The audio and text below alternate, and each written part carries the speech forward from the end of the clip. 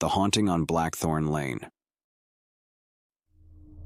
London, a city steeped in history and secrets, had always been a place where the boundaries between the living and the dead seemed to blur. In the heart of the city, nestled within the bustling streets, lay Blackthorn Lane, an unassuming row of terraced houses with a sinister past. It was a cold winter's evening when Emily and James, a young couple seeking a fresh start, moved into number 13 Blackthorn Lane. The house had stood vacant for years, its windows boarded up, and its garden overgrown with weeds. But the allure of a spacious home in the heart of London was too enticing to resist. As Emily and James settled in, strange occurrences began to unfold. Doors creaked open on their own, icy drafts swept through the rooms, and odd whispers echoed through the hallways. At first, they brushed off the incidents as mere quirks of an old house, but soon they realized that something far more sinister was at play. One night, as Emily lay in bed, she heard faint footsteps in the corridor outside their bedroom. Thinking it was James, she called out to him, but there was no response. The footsteps continued, growing closer and closer, until the door swung open and a chilling breeze enveloped the room. "James?" Emily's voice quivered as she sat up, her eyes scanning the dimly lit room. But what she saw sent a shiver down her spine. A shadowy figure standing at the foot of their bed, its features obscured by darkness. The air grew colder, and Emily could feel an invisible weight pressing down on her chest. "Who are you?" she whispered, her voice trembling with a mixture of fear and curiosity. The figure remained silent, its presence overwhelming. Emily reached out to wake James, but her hand passed through him as if he were nothing more than a mirage. The figure retreated slowly, disappearing into the darkness, and the room regained its warmth. Emily woke James, recounting the encounter, but he dismissed it as a bad dream. As days turned into weeks, however, the strange occurrences escalated. Objects moved on their own. Disembodied laughter echoed through the house, and an otherworldly feeling settled over the couple like a thick fog. Desperate for answers, Emily and James began researching the history of Blackthorn Lane. What they uncovered sent a chill down their spines. The house had once been a place of unimaginable horror. In the 19th century, a reclusive doctor named Dr. Nathaniel Blackwood had lived there. Rumors spread of his sinister experiments and his obsession with the occult. It was said that he delved into forbidden knowledge, attempting to bridge the gap between the living and the dead. The more Emily and James learned, the more they realized that the spirit they had encountered might be none other than Dr. Blackwood himself. Determined to uncover the truth, they sought the help of an enigmatic medium named Evelyn Hawthorne. With a reputation for communing with the spirit world, she agreed to visit Blackthorn Lane. Evelyn's arrival brought a sense of anticipation and trepidation. As she entered the house, her eyes seemed to penetrate the walls, as if she could sense the lingering echoes of the past. She walked through the rooms, her fingers lightly brushing against the surfaces, her brow furrowed in concentration. Finally, in the study, Evelyn's gaze fixed on a hidden compartment beneath the floorboards. With Emily and James watching, she carefully lifted the boards, revealing a hidden chamber. Inside, they found an old leather-bound journal, its pages filled with the ramblings of a tormented mind. Evelyn began to read aloud, her voice resonating with a haunting intensity. "The barrier between worlds is fragile, but I shall shatter it. Death is no longer a boundary, but a bridge. The spirits whisper to me, guiding my hand as I walk the line between God and mortal." As the words echoed through the room, a sudden gust of wind extinguished the candles, plunging the study into darkness. In the shadows, Emily and James heard a chilling laughter, a mixture of madness and malevolence. Evelyn's voice remained steady as she recited an incantation to confront the spirit of Dr. Nathaniel Blackwood. Suddenly, the room was illuminated by an otherworldly glow, revealing the specter of a man standing before them. His eyes were hollow, his features twisted by a thirst for power that transcended death. "You dare disturb my work," the spirit hissed, his voice a cacophony of whispers. "I am beyond life and death, a master of both realms." Evelyn stood her ground, her voice unwavering. "Your experiments brought only suffering. Release your hold on this house and its occupants." The spirit's form wavered, its laughter turning to howls of anguish. The room trembled, and Emily and James felt the weight of a lifetime's worth of darkness pressing down on them. "No! I will not be denied!" The spirit roared, its rage shaking the very foundation of the house. But Evelyn's incantation held strong, and with a final, ear-splitting scream, the spirit of Dr. Nathaniel Blackwood dissipated, leaving behind an eerie stillness.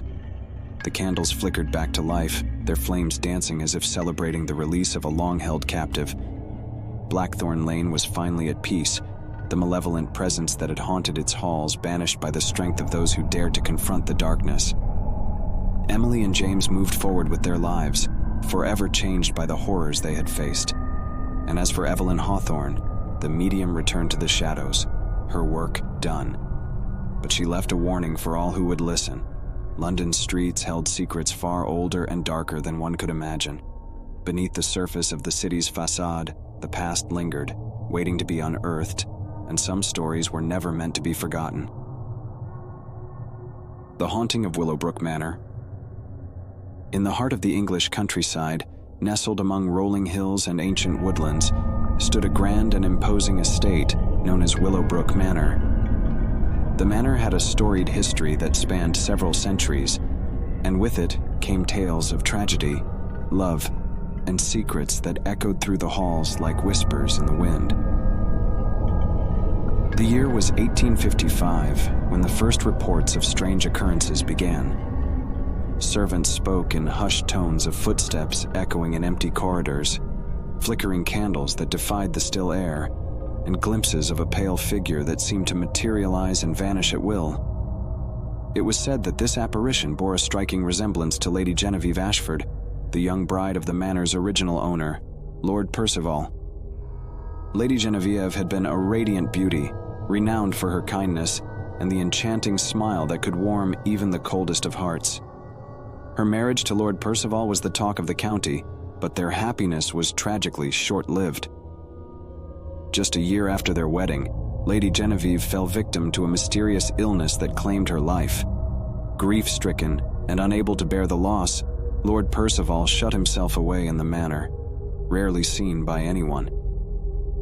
As the decades passed, Willowbrook Manor changed hands, yet the stories of Lady Genevieve's ghost endured. Each new owner dismissed the tales as mere superstition, but as night fell and the moonlight cast eerie shadows, doubts crept in. One fateful evening, in the midst of a storm, Amelia Thornton arrived at Willowbrook Manor. Amelia, a young and ambitious journalist, had heard whispers of the manor's haunted history and saw an opportunity to prove herself by uncovering the truth behind the legends. Armed with her notebook, a lantern, and a heart full of skepticism, Amelia stepped across the threshold and into a world she could scarcely have imagined. The manor's interior was a blend of faded opulence and neglected grandeur. Cobwebs draped corners, and dust lay like a shroud over forgotten treasures. Amelia's steps echoed through the echoing halls as she began to interview the manor's occupants, the elderly caretaker, Mr. Grimes, and his wife, Margaret, who had been in service at the manor for decades. As Mr. Grimes regaled her with tales of ghostly footsteps and mournful whispers, Amelia's skepticism began to waver. She was struck by the old man's sincerity and the conviction with which he spoke.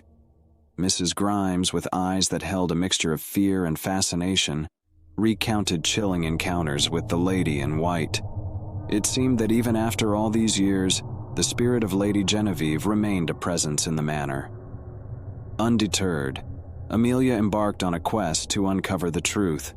She scoured the manor's archives, delving into letters, journals, and faded photographs. As she pieced together the lives that had woven through Willowbrook Manor, she found herself drawn deeper into the mystery. Amelia's nights became restless as unexplained noises and unsettling shadows became her companions. She would awaken to the feeling of being watched, her heart pounding in the silence. The line between skepticism and belief began to blur. and she found herself haunted not only by the stories of Lady Genevieve, but by her own doubts.